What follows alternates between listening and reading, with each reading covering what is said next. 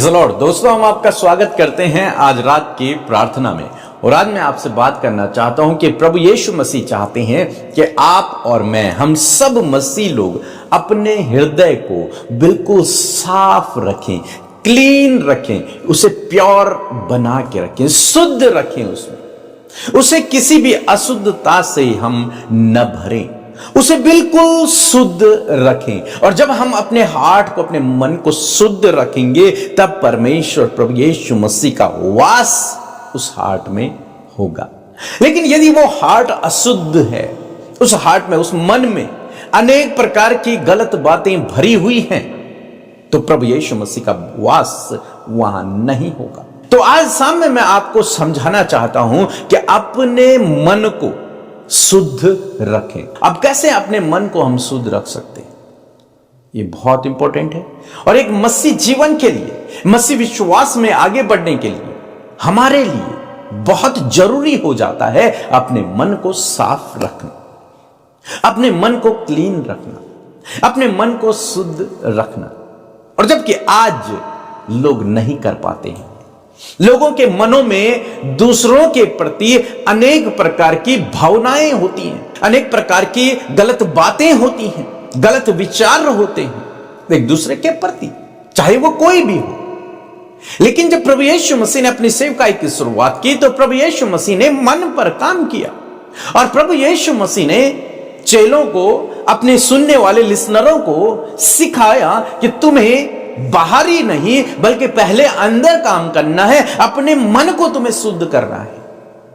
इसलिए प्रभु यीशु मसीह ने मत्ती रचित सुसमाचार उसका 5 अध्याय यदि आप पढ़ेंगे, 27 पद से 30 पद तक पढ़ेंगे, तो वहां पर प्रभु यीशु मसीह ने अपने चेलों को शिक्षा दी। एक पद हम लोग पढ़ लेंगे। लिखा है कि 27 पद में कि तुम सुन चुके हो कि कहा गया था व्यभिचार न करना। पुराने नियम में आज्ञा थी कि व्यभिचार न करना। व्यभिचार मीन्स शादी से बाहर किसी और स्त्री या पुरुष से कोई शारीरिक संबंध न बनाना। तो यह एक आज्ञा है, परमेश्वर की आज्ञा, पुराने नियम में। अब प्रभु यीशु मसीह इसे रिन्यू करते हैं और मजबूत करते हैं। और क्या कहते हैं? परंतु मैं तुमसे यह कहता हूं कि जो कोई किसी स्त्री पर कुदृष्टि डाले, वह अपने मन में उससे व्यभिचार कर चुका। प्रभु यीशु मसीह कह रहे हैं, यदि तुमने किसी स्त्री की ओर या फिर किसी पुरुष की ओर कुदृष्टि, गलत दृष्टि भी डाल दी, तुम्हारे मन में उस स्त्री के प्रति कुछ गलत भावना उत्पन्न हो गई, तो इसका मतलब तुमने उस आज्ञा को जो परमेश्वर ने दी थी उसे तोड़ दिया।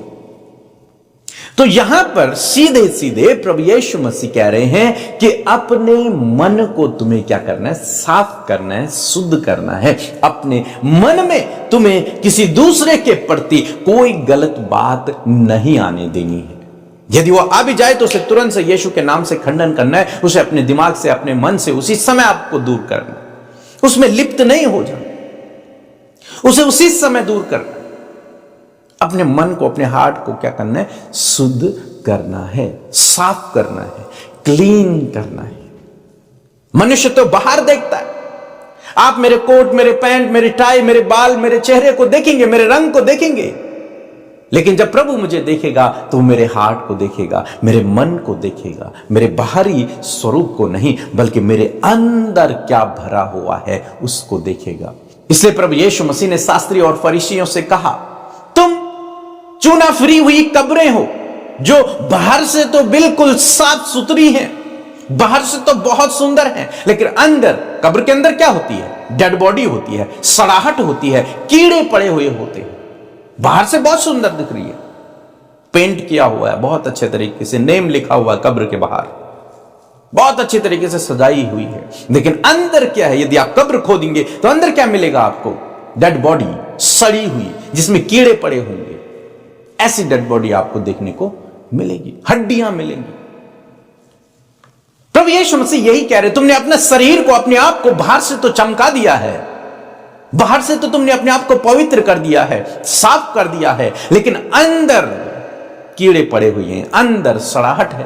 प्रभु यीशु मसीह ने उनसे कहा, शास्त्री और फरीसियों से, यानी कि प्रभु उनसे कहना चाह रहे हैं कि जैसे तुमने अपने आप को बाहर से साफ किया, वैसे ही तुम अपने आप को अंदर से भी क्लीन करो। फिर प्रभु यीशु मसीह ने उन्हें कहा कि तुम अपना लोटा जो है बाहर से मांजते हो, बाहर से साफ करते हो, लेकिन अंदर उसके गंदगी रहती है।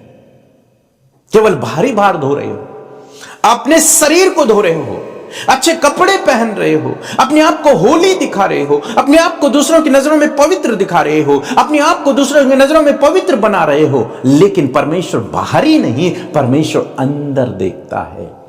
वो तुम्हारे मन को देखता है, और मन में क्या है? सड़ाहट है, मन में क्या है? गंदगी है, मन में क्या है? बुरी बातें हैं, बुरी विचार हैं।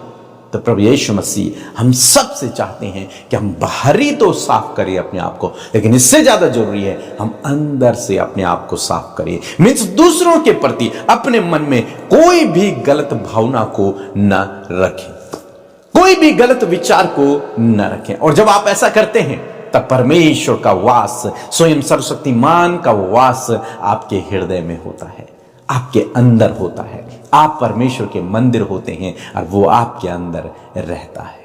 और जब वो आपके अंदर है, फिर तो आपके जीवन में वो बड़े बड़े कामों को करेगा, क्योंकि जिस घर में प्रभु है उस घर में बड़ी आशीषें हैं।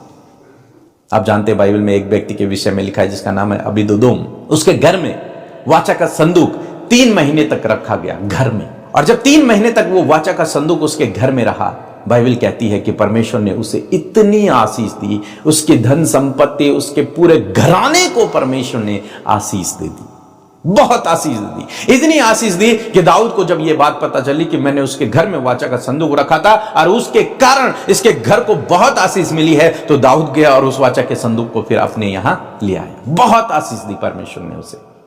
क्यों? क्योंकि उसके घर में परमेश्वर की उपस्थिति है, इसलिए उसने आशीष पाई। जब आपके हृदय में, आपके अंदर प्रभु की उपस्थिति होगी तो आप आशीष पाएंगे, आप फलवंत होंगे, आप आगे बढ़ते रहेंगे। और प्रभु की उपस्थिति कब होगी? जब आपका हार्ट क्लीन होगा, जब आपका हार्ट साफ होगा, जब आप उसे बिल्कुल साफ रखेंगे, दूसरों के प्रति कोई गलत भावना आपके अंदर नहीं रहेगी, प्रभु आपके हृदय में वास करेंगे। और जब प्रभु आपके हृदय में वास करेंगे तो आप फलवंत होंगे, आप आशीषित होंगे, आप आगे बढ़ेंगे। तो मैं आशा करता हूं आप समझ गए होंगे। एक छोटी सी गवाही को हम लोग सुनेंगे, फिर हम आपके लिए प्रार्थना करेंगे। आप हमारे साथ में इस प्रार्थना में